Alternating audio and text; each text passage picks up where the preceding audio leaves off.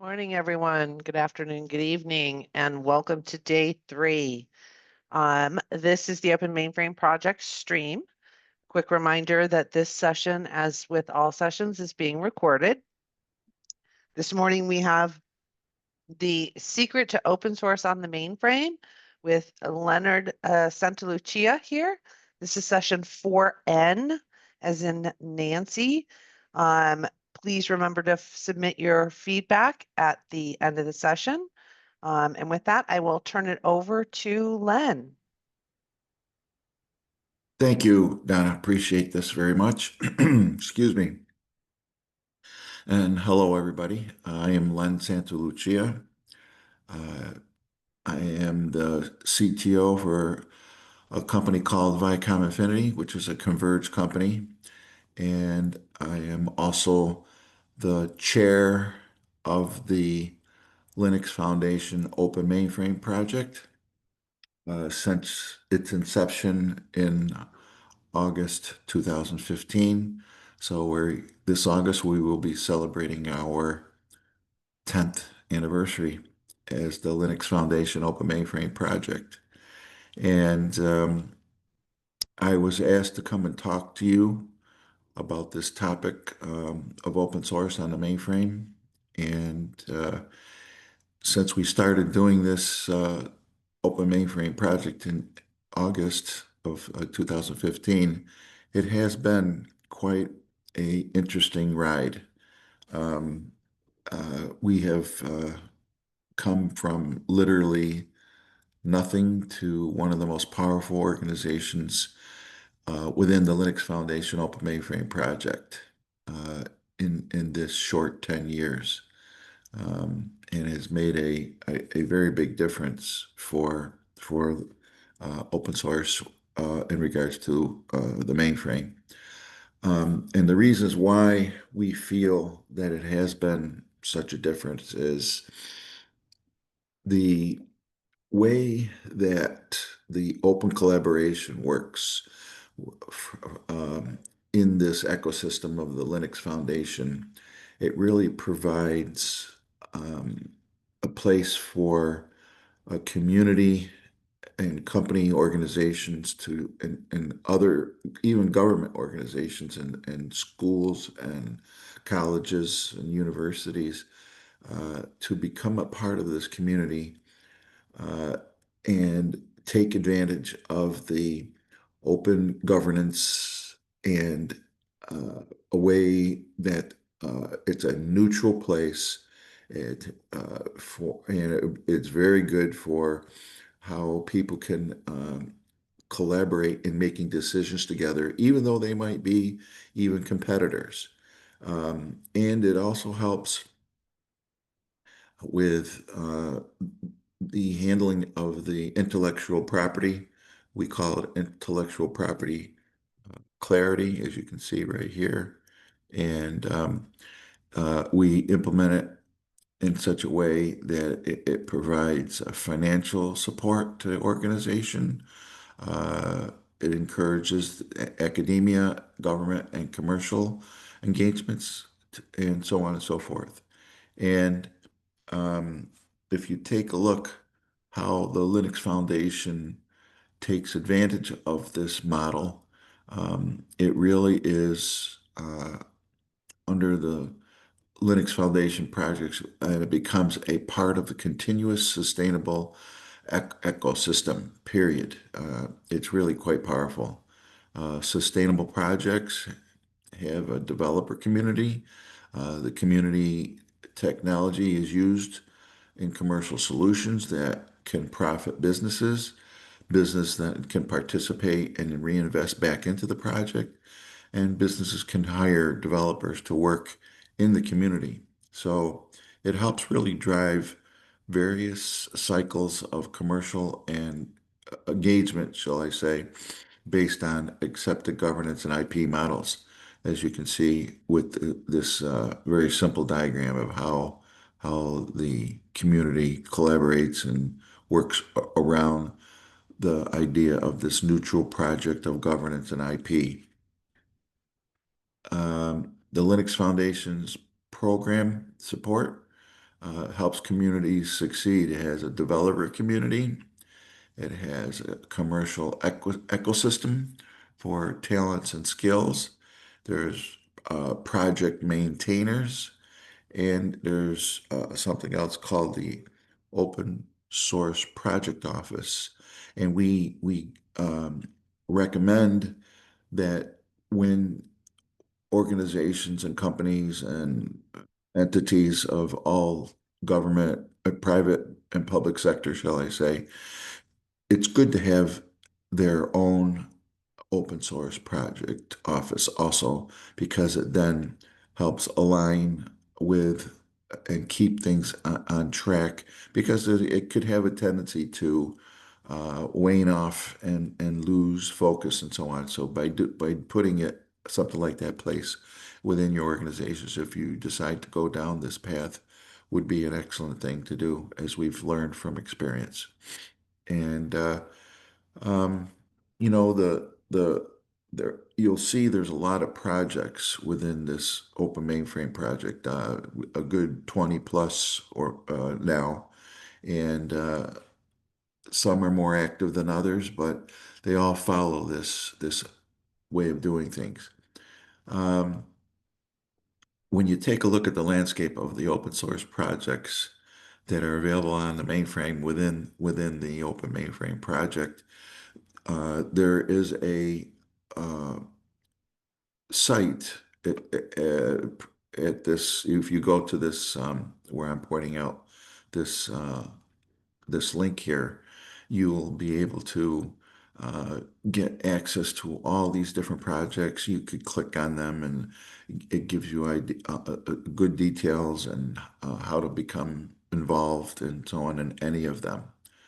As you can see, there are those that are related to Linux, there's those that are related to ZVM itself, ZOS, even ZOS open source projects, Zoe being a big one. If you probably have investigated this a little bit already, you'll know that Zoe is one of the biggest open source projects, and it's on ZOS in this whole Linux Foundation projects in general, not just only the Open Mainframe project.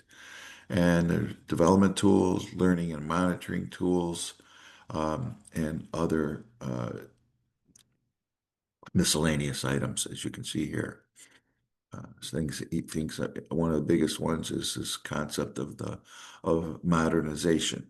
As you know, is a big thing on everybody's mind these days within the open mainframe project and mainframe community in general. Okay, so. Um, and if you take a look at the broad open source supported on the mainframe, it's pretty big. Um, uh, Again, here is the link where you can go to and look at each of these individually and study them and become involved. You can see the different Linux distributions. Uh, we even host Alma on our Z system that we have for the project to be able to have a place to develop and contribute to that distribution. And um, the intent of, I know this isn't all an easy one to read, but the intent here is just to show you the broad range of what's available with open source supported on the mainframe.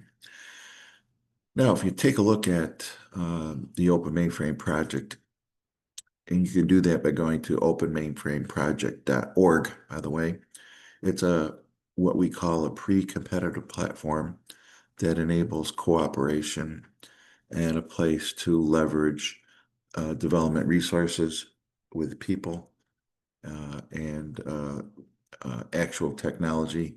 Uh, as you heard, we provide mainframe resources today for people to be able to use. I think we host around 6, 7, 8 of the projects right now, and people use our system. We don't charge anything for that, because eventually the mainframe Open Mainframe project will be doing the same thing, and we want to stay consistent with that. We've been doing this now for a good 6, 7 years out of the 8 that it's been in existence to give it a home for places to go and develop. Uh, Here's an example of the idea of what Zoe open source project of the Open Mainframe project has brought to the table. Uh, Without Zoe, uh, as you can see on this side, uh, and it was hard to scale. It was expensive for doing R&D, research and development with Zoe within the Open Mainframe project. Um, there have been a lot of value-added solutions. There are a lot of different entities within the Zoe project, as you can see here, that are worked on by many individuals within within that project. And because of it, the core application and leverage of Zoe components to better integrate with DevOps and workflows has been made possible by this model of doing work and leveraging of the Open Mainframe project.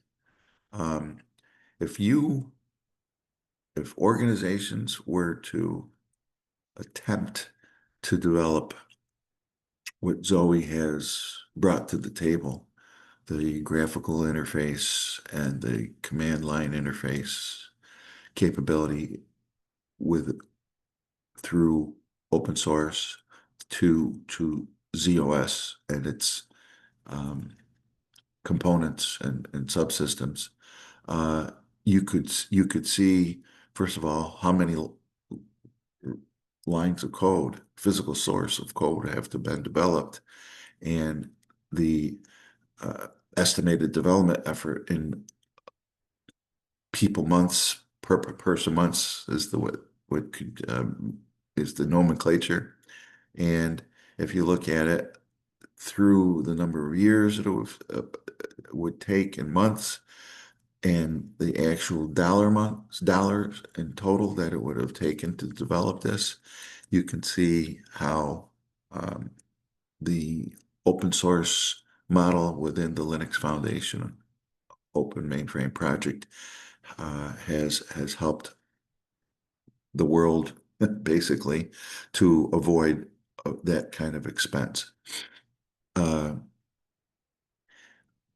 if you look at contributors from the standpoint of how high of a return on investment that they get from the Open Source Foundation membership, um, as you can see, those who frequently contribute compared to those who sometimes, so those who rarely or never contribute, it is really made a big difference. Member or sponsor of an open source foundation has been quite amazing. And you can see where the extremely high value as opposed to uh, low value within the project. Um, this was all been maintained and monitored by us to stay up on uh, these figures and make sure we're staying on the right track. And it's been wonderful. Um, the value of leveraging development. Let's take an example of an organization that accounts for 30% of contributions. This means the organization invested about 19 years, 2.6 million, and leveraged, if you leverage the 3-time multiplier, hey, it could really mount up to quite a bit of money in R&D costs that have been leveraged here and avoided. But there are more benefits than just pure R&D too.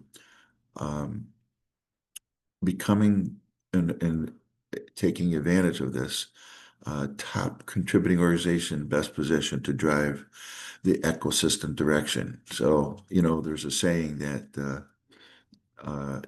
if you're not the lead dog, the view never changes, right? and end users more likely to work with vendors who are primary contributors and invest in upstream projects. Supply chain efficiencies uh, are very much a part of this effort and this ecosystem. And vendor neutral outreach and training, technology enablement. Vendors can focus on specific value adds. It's really been very good. Typical ROI is 5 to as much as 40 times, depending on, it's one of those things. The more you give, the more you get back out of it. The Open Mainframe project has enabled a lot of innovation. And let me explain some of that to you. Here are some uh, projects, Ambitus, Galasa, Zoe, and Z Open Community. As you can see, the problems that they were trying to uh, attack and resolve, um, what innovation came out of that, and products and the solutions that came out of those efforts attacking these problems, and then the results. It's been amazing that how people have been probably over 85 to 90% of mainframe customers are now using Zoe or planning to use it by the end of this year. I would say I should change this to say 2025, um, but we're not that far away anyway. So these were predictions that were made. I think we're now going to hit the 90% mark at the end of this year, and 50 plus uh, Zoe conformant offerings are now available, and the new projects from BMC, uh, Donna's organization, Phoenix Software, Vicom Infinity, our company, and multiple customers has grown code bases of these projects. Um, some other ones, the COBOL programming course has been very well leveraged across the world. COBOL check is a way for doing unit check kind of capabilities within COBOL that was developed in the Open Mainframe project.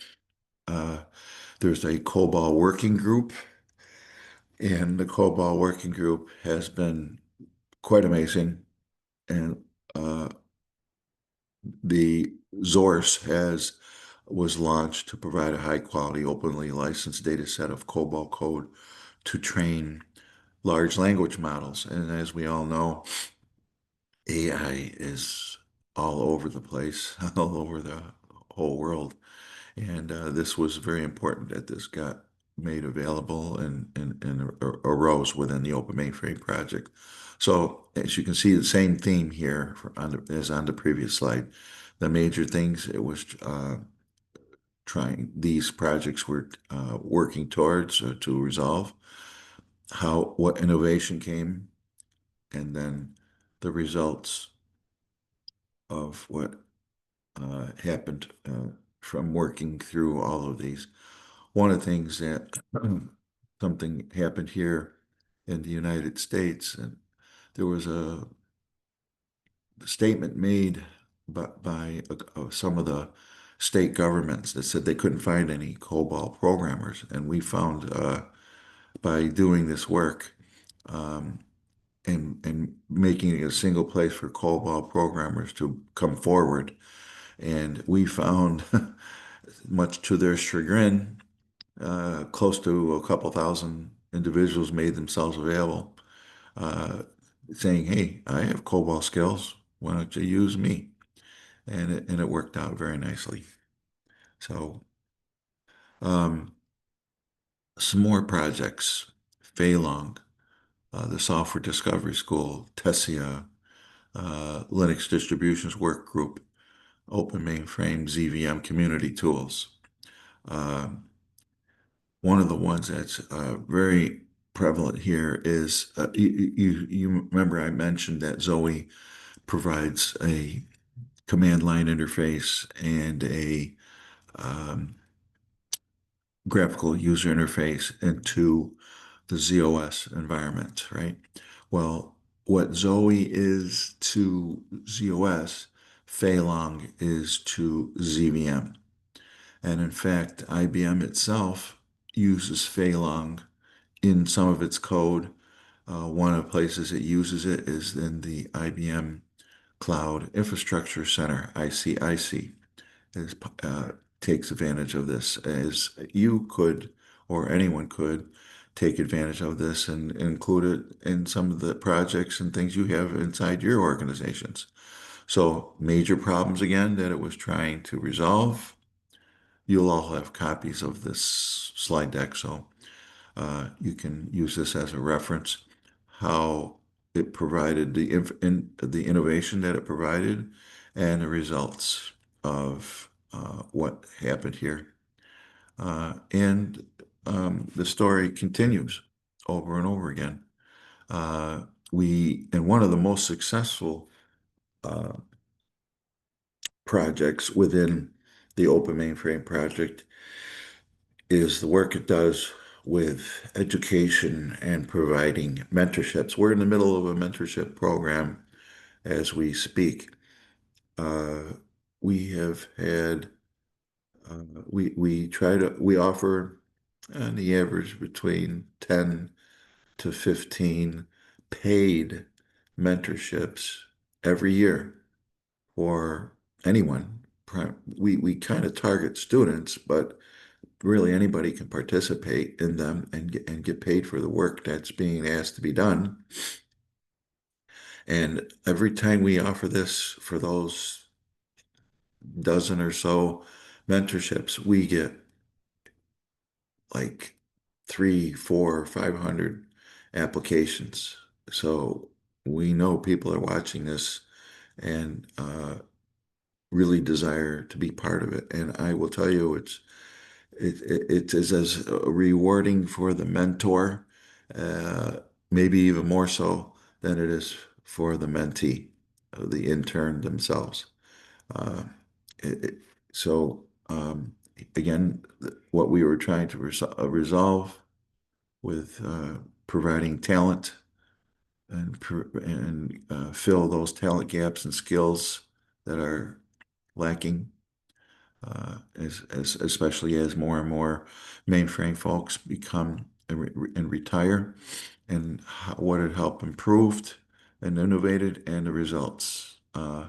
It's been, again, as you can see, some people have, as part of being a mentee, were hired by organizations, and this is a little outdated here. It actually is actually many more, but I've seen at some places when they saw we have the mentees go to or places like Share and other uh, types of user groups and so on, and present their what they've accomplished. And we've seen people in the audience say, come right up to them later on and offer them positions right there on the spot. So we know this works. Uh, Here are more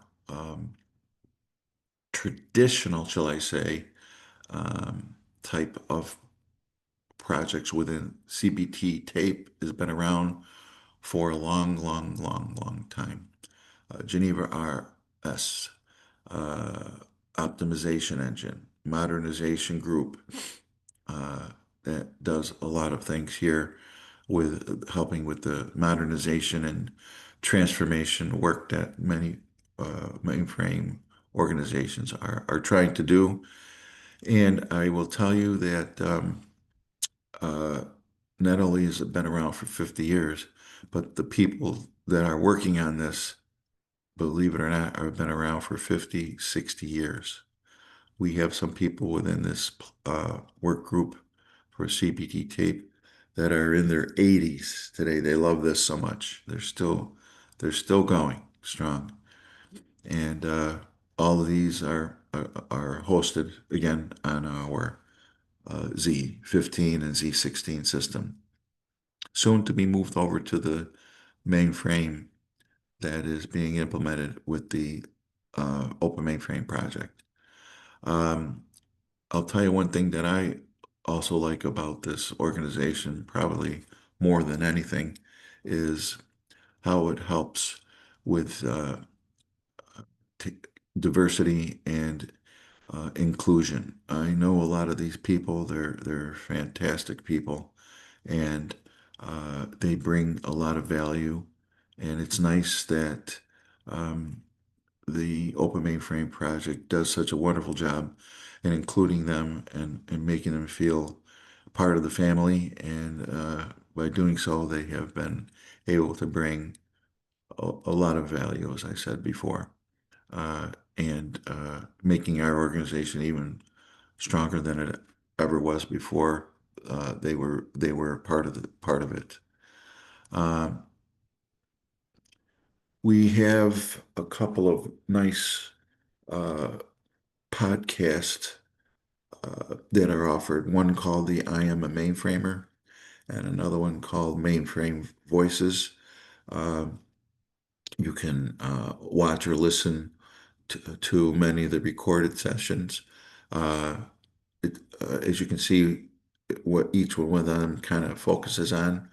Uh, it's really nice to listen to some of the people that talk about their experiences and tips in the Mainframer organization, the I Am a Mainframer, excuse me, podcast, and the Mainframe Voices is a video series that features one theme or question or a diverse group of experts sharing their insights and experiences. So take a look at this.